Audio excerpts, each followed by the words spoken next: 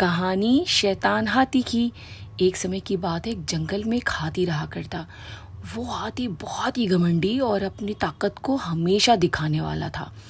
वो जहाँ भी जंगल में जाता, जानवरों को अपनी सूंड से उठा के फेंक देता और सबसे कहता कि मेरे आगे झुको, मैं सबसे ताकतवर हूँ।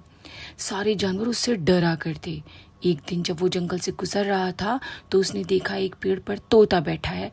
उसने तोते से कहा, मुझे झुककर सलाम करो, मैं सबसे ताकतवर हूँ और मेरे आगे झुको।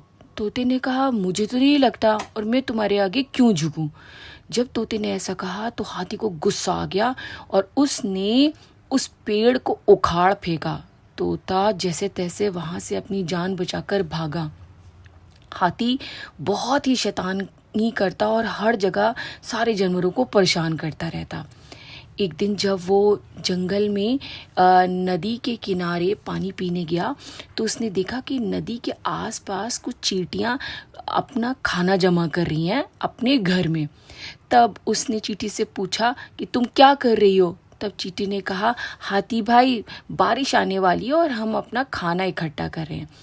क्योंकि हाथी बहुत ज़्यादा शैतान था, उसने अपनी सूंड में पानी भरा और चींटियों के घर पर पानी फेंक दिया। चींटियां बहुत रोईं, उनका सारा खाना बह गया और वो बेघर हो गईं। चींटियों ने सोचा, आज हम इस हाथी को सबक सिखा के रहेंगे।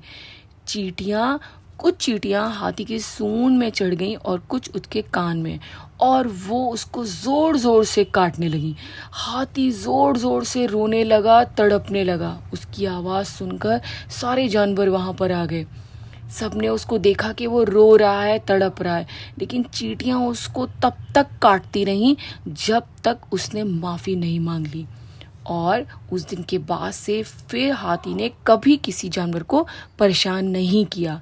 तो इससे क्या सबक मिलता है कि अपनी ताकत का इस्तेमाल दूसरों को डराने के लिए नहीं बल्कि मदद के लिए करना चाहिए। अगर आपको मेरी कहानियाँ पसंद आती हैं तो please like, share and subscribe my channel. Thank you.